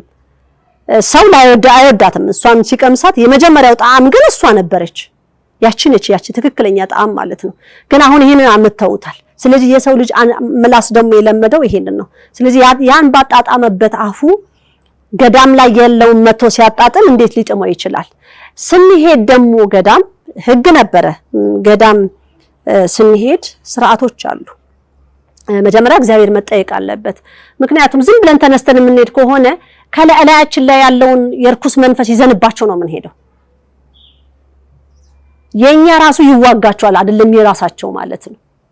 ጭራሽ ደግሞ የዓለም ሚዲያ እያያቸው በአይን ራሱ ስንት እንደሚመቱ ማለት ነው። የገዳማውያንን ለመርዳት ነው ከተባለ ለምን እነሱን ግልጽ አድርጎ ማሳየት አስፈለገ? አያስፈልግም ነበር። መረዳትን አለባቸው ብዬ አላስብም። እነሱ ዓለምን ይረዳሉ እንጂ በጸሎት ያ ማለት የተሳሳተ ሰው እዛ ጋራ ምንኩስና ያልተፈቀደለት ገብቶ እየበጠበጠ ነው ብዬ ብል ማጋነን አይሆንብኝም ማለት ነው። እና የወይን ቅጠል እንደዚህ አልነበረም ከለሩ ጠቆር ያለ ነው ብለሻል። አዎ ማለት ብትጠይቁ ብዙ ነገር ነው ያበላሹብን። ከፍራፍሬ አንፃር ብዙ ነገር ተቀይረውብናል። ማንጎ ራሱ የውጪ ማንጎ ይሉናል፣ የሀገር ውስጥ ማንጎ ብለው ይሉናል። ኧረ እንደው ስንቱን ተንትኜ ይልቻሉ። አቮካዶ ብናይ፣ ካሮት ብናይ፣ ኧረ በጣም ብዙ ነገሮች ናቸው ብንነካቸው የማያልቁ። ብርቱካን አሁን ምንድነው ብዙ ጊዜ ብርቱካን በጣም ጣፋጭ እንደሆነ ነው የሚታወቀው፣ እኔና እናንተ የምናውቀው ማለት ነው። በጣም ጣፋጭ ምናምን እንደሆነ ግን አይደለም። አምላክ ሲፈጥረው በጣም ጣፋጭ ማር አድርጎ አልፈጠረውም። መካከለኛ የሆነ ጣዕም ነው ያለው። ግን በውስጡ ምን ይዝ ነው ለጤና የሚሆን ነገር ነው የሰጠው እንጂ ስኳር የሚል ነገሮች አይደሉም የበዙት። ስኳራቸው ራሱ መጠነኛ የሆነ ነገር ነው በውስጣቸው ያለው እና አሁን ሰውን ከዛኛው ጣዕም ወደዚህኛው ጣዕም ሲመጣ የገዳማውያንን ምግብ ሲበላ ሬት ነው የሚለው እና እንግዲህ ይሄ ወንድማችን ፊቱን በእንደዚህ መልኩ ማሳየቱ አይነ ምድር ነው ያበሉት የሚል የተናፈሰ ነገር አለና እንደዛ ይሆናል ብዬ በጭራሽ አላምንም። ልጆቻችንን ይሄንን እንዳያስቡብን ይሄን ነገር ነው ብለው እንዳያምኑ በጣም ቁጭ ብለን ማስተማር አለብን ብዬ አስባለሁና በጣም ብዙ ነገር ተበክሏል፣ ብዙ ነገር ተመርዟልና ከዛ አንፃር ነው የዓለምን ምግብ ትተው እነሱ የውስጥ እነሱ ጋር ያለውን ብቻ ከወንዝ በኋላ ሌላ ምግብ አይፈቀድም፣ ሌላ ምግብ አይገባም፣ በቃ እዚህ ጋር ያቆማል ብለው ያሉት ብዙ ምሳሌ ይኖረዋል። መጀመሪያም የነበሩት ጥንት የነበሩት እና አባ ሳሙኤል ዘመን የነበሩትን ስናይ ምን ሚስጥሩ ካሁን ካለው ጋራ ይሄዳል ወይ? በዛ ሰዓት እንግዲህ አባ ሳሙኤልም አንበሶቻቸውን እንደልባቸው የሚያንቀሳቅሱበት አንበሶቻቸው የሚበሉት ነገር ያገኛሉ። አንበሳውም ደግሞ በየሰዓቱ ስጡኝ አይልም። አንበሳውም እዛ ገዳም ላይ ሲኖር እሱም አጣጥሞ የሚበላው ለአፉ ጣዕም ያለውን እግዚአብሔር ያዘጋጀለት ነገር አለ። ለአባ ሳሙኤልም እኚህን አንበሶች ሲሰጧቸው አንበሳው ምን እንደሚያስፈልገው እግዚአብሔር ያውቃል። እዛሽ ገዳም ላይ ሲኖር ምን አድኖ መብላት እንዳለበት ምን መብላት እንደሌለበት እግዚአብሔር ይገልጽለታልና እንግዲህ በአሁን ሰዓት ደግሞ የገዳሙን ሁኔታ ቤተክርስቲያን ይሄን ትመስላለች ብሎ ለማስተማር ነው ከተባለ እንደው በደንብ ተንትኖ ሊያስረዳ የሚችል ሰው ቢገባበትና ቢያስረዳ የተሻለ ነው ብዬ አስባለሁ። የገዳማውያን እናቶችን መታየት የሌለባቸው የ12 ዓመት ልጅ ሆና ገብታ መንና እግዚአብሔር ነው የጠራት። የእናትና የአባቷም ልጅም አለች። እናትና አባት ወለዱ እንጂ የእግዚአብሔር ናት። ስለዚህ ነው ውጭ ብሎ ጎትቶ ትንፋሿ ቀጠል ሊል ይችላል። ምክንያቱም ህይወቷ አዛ ነው እግዚአብሔር የፈቀደላት ይሆናል አናውቅም። እና ፊልሙ ትንሽ የወጣ በእውነት እንደው ይሄ ማህበር አድርጎት ቢሆን አቤት መቼም የሚደርስበት እንትን የድንጋይ ናዳ አቤት የሚደርስበት የስድብ ግርፊያ አንድና ሁለት የለውም። ይሄ መሆን የለበትም። ይሄ ነገር እንደው እንዳልኩት ጥንትም አበው የተሰጣቸው በገዳም ዓለም በቃኝ ሲሉ እንደውም እኮ ከእግዚአብሔር መንፈስ ቅዱስ እየወረደላቸው የሚበሉ ሁሉ አሉ። ምድሪቷን ብቻ በስራ እየተንቀሳቀሱ በጸሎት በስግደት እየተንቀሳቀሱ ስለሚመጣው ትውልድ ስለናንተ ትውልድ እየተነገራቸው የሚጸልዩበት እንጂ ይሄንን ያማረጡ የሚበሉበትም ጊዜም አልነበራቸውም። ፍራፍሬው ማጠገባቸው ነው፣ ሁሉ ነገር አብሯቸው ሆኖ እንኳን አይተውት ያልፋሉ። ያም ይሄም የተተከለውንም ራሱ ይንከባከቡታል እንጂ በቃ ብለው 24 ሰዓት እሱን ሲቀለቡ የማይኖሩ ማለት ሳይበሉም የሚቆዩም ነበሩ። እንግዲህ አሁን ሰዓት እንዴት እንደሆነ ባላቅም ያው እግዚአብሔር መንፈስ ቅዱስ ግን ሲናገር በጣም ነው በእውነት የሚያዝነው። በብዙ ነገራችን እግዚአብሔር ያዝናል። ምንድነው ማስተካከል ያለበት ይሄ ትውልድ? ዓለም እንዳልኩት ስለ ኢትዮጵያ ምንድነው እንዲያውቅ የምንፈልገው? ትውልዱ ምን እንዲማር ነው የምንፈልገው? አንድ ሰው አንድ ነገር ሲናገር በለው፣ ቀጥቅጠው፣ ስደበው፣ ውገረው ከዛ ደግሞ ከውጪ ነጣ ያሉ ሰዎች ሲመጡ ደግሞ ለነሱ ሽርጉድ ብድግ ቁጭ ብሎ በቃ ኢትዮጵያ እንዲናት ሊያስተዋውቅልን መጣ። ዓለም አወቀን። እሺ ከዛስ ዓለም ስለኛ ምን ተረዳ? አሁን በዚህ ልጅ ዲለን ፔጅ ሲመጣ ምንድነው ዓለምን ያስተማረልን? ኢትዮጵያኖች ምንድነው ይመስላሉ የተባለው? አሁን በውጪ ዓለም የሚኖሩ ኢትዮጵያውያን ስለ ኢትዮጵያ ማወቅ ፈልገው ይሄን ነገር ሲያዩ ምን ይሰማቸዋል? አሁንስ በዚህ እሸቱ ፕሮግራም ላይ የተላለፉ ነገሮች ሌላው በገዳማት ላይ ምን እንዲስል ነው በጭንቅላቱ የተላከው ብላችሁ ታስባላችሁ? እንዳጠቃላይም ደግሞ ታሪክ ያስቀምጠዋል ይሄንን ነገር። ይሄ ባንዴት ብቻ የሚቀር ነገርም አይደለምና ዛሬ ይሄን መልእክት ወጥቼ የምናገርበትም ምክንያት ግዴታ አለብን። ትውልድ ሲጠፋ ማየት የለብንም። ይሄ ስህተት አለ፣ ይሄ ድክመት አለ፣ እንዴት እናስተካክለው፣ እንዴት እናርመው፣ እንዴት ወደ መንገድና ወደ መስመር እንምጣ፣ እንዴት ትውልድ ነገ ይረከበው የሚለውን ማሰብ ስላለበት ማለት ነው። እንግዲህ እንዳጠቃላይ ስጠቀልለው ይሄ ማህበር የቤተክርስቲያን ሕግና ስርዓት ይከበር ነው። ቤተክርስቲያን ሕግና ስርዓት ይከበር ብላችሁ በውጭ ሆናችሁ የሚባልም ነገር አለና እንግዲህ እናንተ በውስጥ ሆናችሁ እስቲ ምን እንደምታስተካክሉ እናያለን ማለት ነው። እግዚአብሔር መንፈስ ቅዱስ የተናገረውም ነገር ነው። በዚህ ሕግ ሂዱ፣ ይሄን ስርዓት ተከተሉ ብሏልና አሁንም ያየሁት ያለሁት ክብ ቤተክርስቲያን እየፈረሱ ካቴድራል እየተገነቡ ያለውን ነገር ብዙ ሰው ምን ችግር አለው የሚለው አለና ያ ደግሞ በጣም አደገኛ እየሄደ ያለ አካሄድ ነው። ቀደም እንዳልኩት በዩኔስኮ የተመዘገቡ ንብረቶች፣ ቅርሶች ቤተክርስቲያን ማዘዝ አትችልም። ማዘዝ የሚችሉት የውጪ ተቋማቶች ናቸው። አሁን ለምሳሌ ላሊበላንም ሌሎች በዚህ የተመዘገቡ አሁን የዲለን ፔጅ የሄደበትም በዩኔስኮ ስለተመዘገበ ነው። እዛ ጋራ አትጎበኝም ማለትም አይችሉም። ለምን ተፈራርመዋል። ማንም ገብቶ እዛ ጋራ መጎብኘት ይችላል። እንዲሁም ካቴድራል 4 ኪሎ ያለው እንደዚሁም እሱም የተመዘገበ ነው። ማንም ሰው መግባት አትችሉም ማለት አይችሉም። እና ግን ቤተክርስቲያኗ ደግሞ ሕግ ልታወጣ ይገባ ነበር። በእንደዚህ አለባበስ ነው መግባት የሚቻለው፣ እንደዚህ ከሆኑ ነው ብሎ ሕግ ማውጣት ትችል ነበር። እና ሲፈራረሙ ውላቸው ምንድነው? ይሄ ኢትዮጵያን በጦርነት አሸንፎ ጣሊያን አሁን በቀኝ ግዛት ስላልገዛች ይሄ የዩኔስኮ አካሄድ ሌላው የቀኝ ግዛት አካሄድ ነው። እና ዋናው የቤተክርስቲያን አይኖች የተባሉትን ነገሮችን ቅርሶችን መያዝ፣ በእነሱ ስር መዋል፣ እነሱ ማዘዝ፣ እነሱ ግቡ ሲሉ እነሱ ይገባሉ፣ እነሱ ውጡ ሲሉ መውጣት ነው።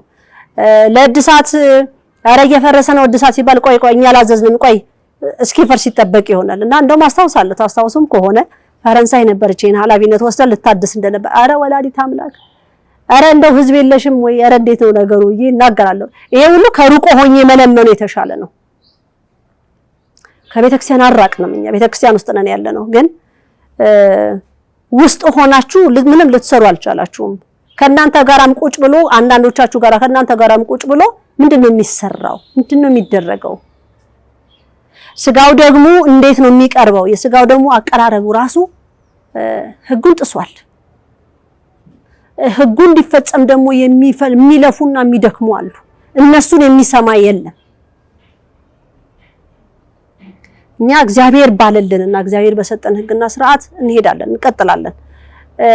እንግዲህ አይሾ ስፒድም ሲመጣ የዛን ጊዜ አዲስ አበባ ቅውጥ ብላ ነበረ። ይሄ ሰው ምን ተምሮ እንዲሄድ ተፈለገ? ቢጎበኝ ምን ችግር አለው? ቢያይ ምን ችግር አለ? እስቲ አሁን የጎበኛቸውን ቦታዎችን እዩት። አሁን ይሄ ልጅ ከአዶናይ ጋር መጥቶ የነበረው ልጅ አዶናይም አብሮ ሲያሳየው የነበረው ነገር ምንድነው? አዶናይም በራሱ እንግዲህ ይሄ ወጣትነት አንዳንድ ጊዜ ባለማወቅም አውቀውም ሰው ትውልዱ ያንን ሰው በመውደድና በመከተል ብዙ ገደልስ የሚገባ ነገር አለ። ተማርያምን አትከተሉ እየተባለ ብዙ ይባላል። ግን እንደዚህ አይነቶችንስ መከተል ምንድነው? አሁን በመጽሐፍ ቅዱስስ ይፈቅድልናል ወይ ሰውነታችንን መነቀስ? እስቲ ይሄን ትምህርት ስጡበት። ንቅሳት ይፈቀዳል ወይ? ሰውነታችን ላይ መነቀስ ይፈቅድልን? አይፈቅድም። ይሄ 4 6 ሚል ምናምን ቁጥር ይሄ እኮ በቃ ምን ሊል ፈልጎ ነው? ይሄ ልጅ በየዋህነት ነው እየተናገረ ያለው ወይስ እንደው በቃ አንዱ ስላለው እየደገመው ነው? ሳይገባው ነው ለህዝቡ 4 ያለው እንዴ? ሳይገባውስ ለምን ካልገባው አንድ ነገር ለምን ለህዝቡ 4 እያለ ተናገረ? ምን ማለት ነው 4? ምንድነው መልእክት ወይም ልንማርበት የምንችለው? 4 አሁን ብዙዎቻችን ይሄ ቁጥር ነው ምንድነው 3 ጊዜ 4 ቢደመር ያው ቁጥሩ የታወቀ ነው ተብሎ እኩል ይሆናል ምናምን የሚል መልስ ይሰጡናል። ግን ለምንድነው ከዛ ሁሉ ቁጥር ይሄንን ለምን ተፈለገ? ምንድነው መልእክቱ? ትውልዱ የሚከተለው ምንድነው? መከተል ያለበት ምን ትምህርት አድርጎ ይውሰደው? እና ይሄንን ነገር በጣም ማስተዋል ይፈልጋል። በጣም ማስተዋል ይፈልጋል። ይሄ ማህበር ስተተኞች ናችሁ፣ ትክክል አይደላችሁም፣ እናንተ እንዲህ ናችሁ፣ የእነንትናን ነው የምትከተሉት፣ እነንትና በነበሩበት ዘመን የነበረውን ነገር ነው ያዛችሁት ብሎ ለማለት አሁን የቆማችሁበትን አቋቋም በደንብ አድርጋችሁ እዩት። እሺ እኛ ያንን ነገር እያደረግን ከሆነ እንዴት ነው የምታረጉን? በአሽሙር እየተሳደቡ እየተጣሉ አንቺ እንደዚህ ሊሆን እኮ አይችልም። እንደዚህ አይነት ኢትዮጵያዊነት አለ እንዴ? የለም እኮ። እና ዛሬ የዓለም ገንዘብ ያላቸው ሰዎች ኢትዮጵያኖች ገንዘብ እንደሚፈልጉ እውቅናን እንደሚፈልጉ ታዋቂነትን ለማፍራት ወዘተ የሚፈልጉት ነገር ስላለ ለነሱ ይሄን ሰጡ ብሉ እናንተ ደግሞ በዚህን አስኪሉት የሚባል ነገር አለ። እግዚአብሔር መንፈስ ቅዱስ እሱም ባይፈልገውን በሀገራችን ላይ ያስቆምልን፣ ለትውልዱ የማይጠቅመውን ሁሉ ያዝልን። በትውልዱ ላይ ተጠቅመው የአውሬው ልጆች ትውልድን ለማጥፋት የሄዱበትን መንገድ እግዚአብሔር አምላክ ያቆምልን። ለኛ አይጠቅምም። ይሄ እርግማን አይደለም። ይሄ እግዚአብሔር የማይፈልገውን ነው። የእግዚአብሔር የማይፈልገውን ማለት እርግማን ማለት አይደለም። በቃ ለትውልድ የሚጠቅመው ካልሆነ ያቋርጥልን የአብርሃም አምላክ። መልካም የሆነውን ደግሞ ያስቀጥልልን። ለትውልድ ጥሩ አርያ መልካም አርያ ያልሆኑትን እግዚአብሔር በቃችሁ ይበልልን። ምክንያቱም ከስተታቸው የሚማሩ ከሆነ ያቆምልን። ከስተት ካልተማሩ ግን ሀገር እየጠፋችና ትውልድ እየጠፋ እግዚአብሔርን እየተቃወመ አምላክን የሚሳደብ ትውልድ እየበዛ ከመጣ እናንተ ደግሞ ጽሁፋችሁ ደግሞ እየተራቀቀ ህዝቡን እየመረዘ የሐሰት ወሬ ያልተረጋገጠ ነገር እየጻፋችሁ እቺ ዲአር የምትለው ነገር እኮ ወደ እብደት እያመጣችሁ ነው ያለው። ስለዚህ እናንተ ምናልባት ጸበል ያስፈልጋችሁ ይሆናል። እንግዲህ ይሄ ማህበር አይ ጸበል ያስፈልገዋል እንደው ብትሉ እኛ ችግር የለም እንጠመቃለን፣ ምን ባለውን እውነት እናደርጋለን፣ ምንም ችግር የለብንም። ምክንያቱም የሀገራችንን ትልቅነት እንፈልገዋለን፣ የሀገራችንን ለውጥ እንፈልገዋለን፣ የሀገራችንን ትውልድ ቀና የሚያስብ ትልቅ ነገር ለሀገሩ አለው ብለው የሚሉትን ከነሱ መማር ሊያስተምሩን የሚፈልጉትን መማር እንፈልጋለን። ሁላችንም የምናቀውን ያህል ሀገሪቷን ልናግዛት የምንችለውን ነገር ብንተባበር ሀገራችን ትልቅ ቦታ ላይ ትደርስ ነበር። ትውልዱም አይሰደድም ነበር። አዎ ትውልዱም አይሰደድም ነበር። ዛሬ በሀገራችን ላይ እንደዚህ አይነት ጦርነት አይኖርም ነበር፣ መግባባት ቢኖረን ማለት ነው። እና ይሄንን እያስተካከልን እንሂድ። እግዚአብሔር እንግዲህ ይሄን ጾም የወጠነውን ፍጻሜውን ያሳምርልን። ማህበረ መድኃኔዓለም ወቅድስት ድንግል ማርያም ብዙ ባለማስተዋል የሚጽፉትን እግዚአብሔር ልቦና ይስጥልን እያልን የምናልፈው መኖር አለበት ብዬ አስባለሁ። እንግዲህ በአይሾ ስፒድ የሆነውን ሀገሪቷ ላይ ይታወቃል። በዚህ በዲለን ፔጅ እንደዚሁ ሌሎችም ደግሞ ይመጣሉ እንጠብቃለን። የመጡም ነበሩ የሆኑ ቲክቶከሮች እንደዚሁ መጥተዋል። ምን አንጸባርቀው ሄዱ? ምን አይተው ሄዱ? ምንድነው ለትውልዱ ያስተላለፉልን? ይጠቅማል? ጥሩ ነገር አለው? ፍጹምነት የለም፣ እውነት ነው። ግን መስተካከልስ ያለበት በምንድነው የሚስተካከለው? በመሰዳደብ በመወጋገር ምናምን አይደለምና ትውልዱን የሚጠቅም ነገር ብናስተላልፍ አሁን አራት ትውልድ እንደው እስቲ መልአክ ከኋላ ሆነው ሊጠብቁን የሚጠብቁን ናቸው። ትርጓሜው ትንሽ ለኔ አልገባኝም። እስቲ እንዲገባን እስቲ በደንብ ምናልባት እንደኔ ያልገባው ይኖራል። እስቲ በደንብ ትንትና አድርጋችሁ አስረዱት።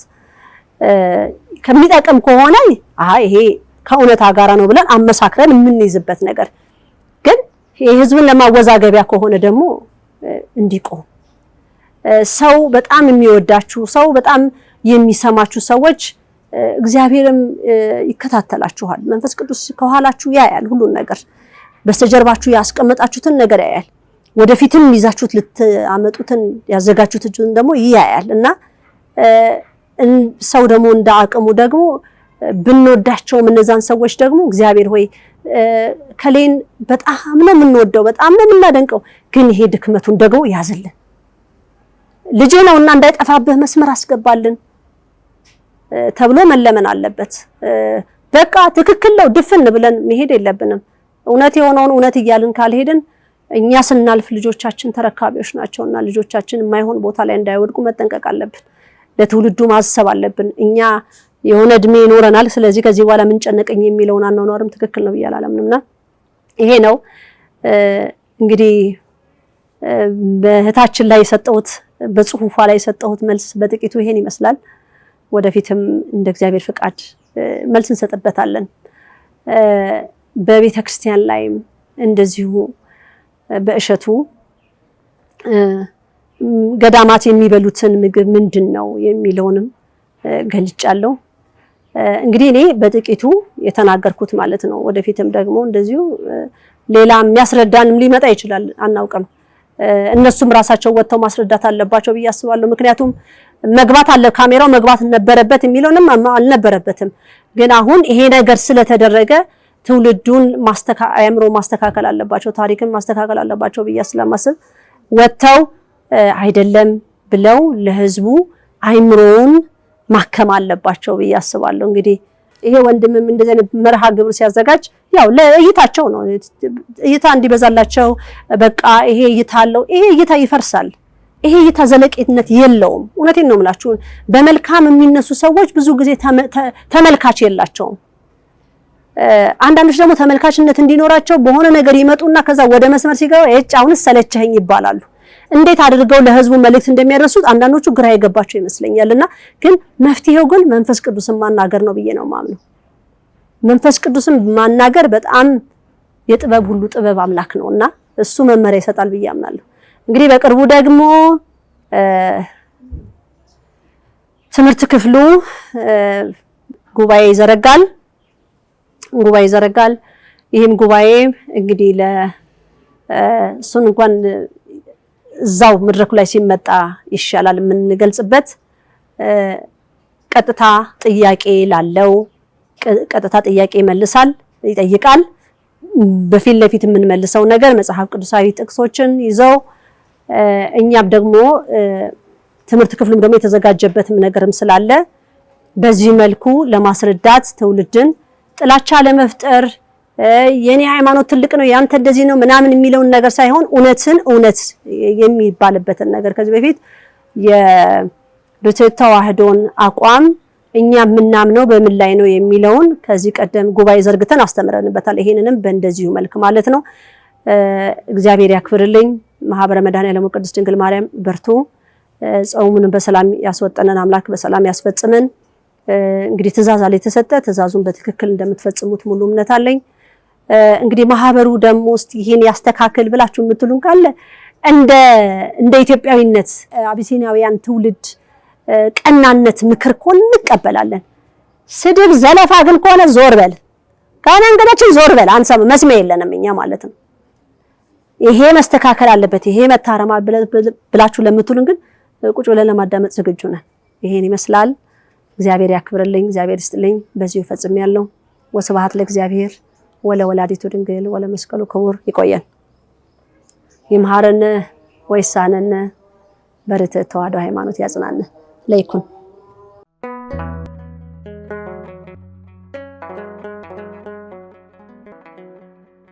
ዘኢትዮጵያ